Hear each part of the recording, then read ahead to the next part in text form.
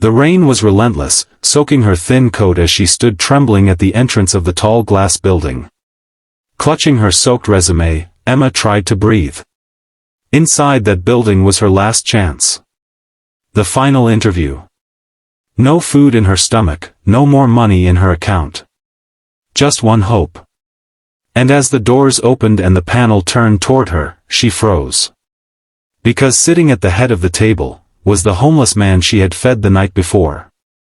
His eyes met hers, and he slowly stood up, a knowing smile on his face.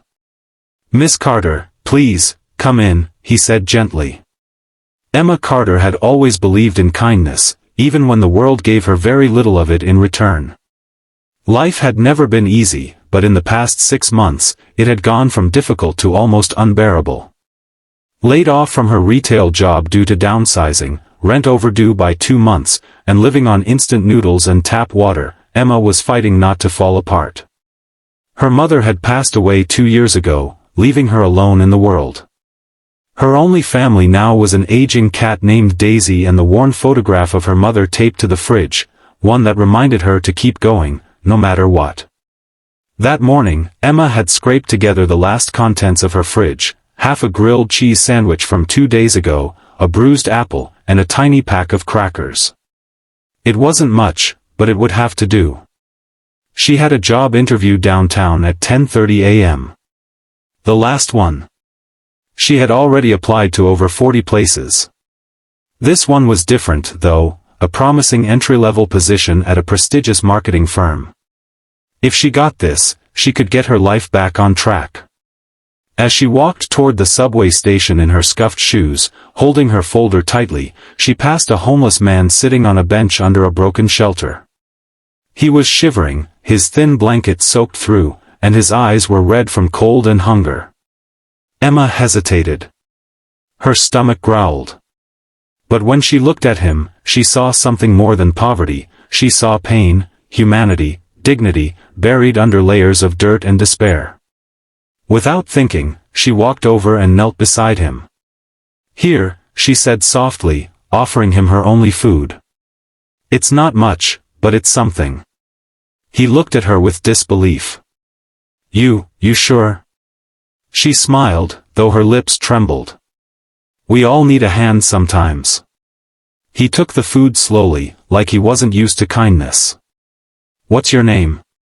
"Emma," she said, standing up. "Good luck to you." He nodded, tears in his eyes. "Thank you, Emma. That means more than you know." And with that, she walked off, not knowing she had just changed the course of her life.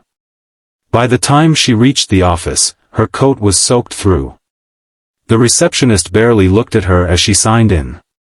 Emma caught a glimpse of her reflection in the lobby mirror, messy hair, damp pants, and the nervous smile of someone desperately trying to hold herself together. The receptionist gave her a skeptical look. "You're here for the 10:30 interview?" "Yes," Emma said, straightening her posture. "Emma Carter." She was escorted to the waiting room, heart pounding. Around her sat polished candidates in tailored suits, with sleek briefcases and confident smiles. Emma felt small, out of place, invisible. "Miss Carter," a voice called. She stood, nearly tripping on her wet shoe, and followed the assistant into the interview room. She expected older executives in stiff suits. She expected cold questions and clipped tones. What she didn't expect was the man from the bench. Except now, he wasn't in rags. He was dressed in a dark tailored suit, clean-shaven, with neatly combed hair. Still the same eyes, but clearer now. Stronger. He stood when she entered, and the other interviewers looked confused as he walked around the table. "Emma Carter," he said warmly. "Please, have a seat." She blinked in disbelief. "You're..." He gave a small smile. "My name is Jacob Wren. I'm the founder of this company." Gasps from the other panel members filled the room. Jacob turned to them. "Before we continue, I'd like to personally tell you all something about Emma." And then he told them everything, how he had gone undercover for a project, living on the streets for a week to study real outreach programs for the firm's new social responsibility initiative. How dozens of people passed him by without a glance. Only one person stopped. Only one person gave me their last meal, not knowing who I was. She had nothing, yet gave everything. That's the kind of person I want at this company. Emma sat frozen, tears welling up in her eyes. "Welcome to the team, Emma," Jacob said, extending his hand. "The job is yours. If you want it." Weeks passed, and Emma began her new role, supported by mentors and now a stable income. She quickly rose through the ranks, not because she had a degree or connections, but because she worked harder than anyone, always led with kindness, and inspired everyone around her. She never asked for recognition. She didn't need it. But what she got was more than she could have dreamed. Her rent was paid. Her fridge was full.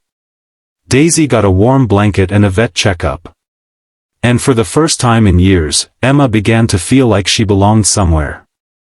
One Friday evening, Jacob invited her for coffee in the office lounge.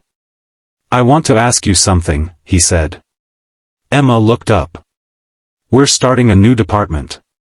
One that partners with shelters, food kitchens, and job placement centers.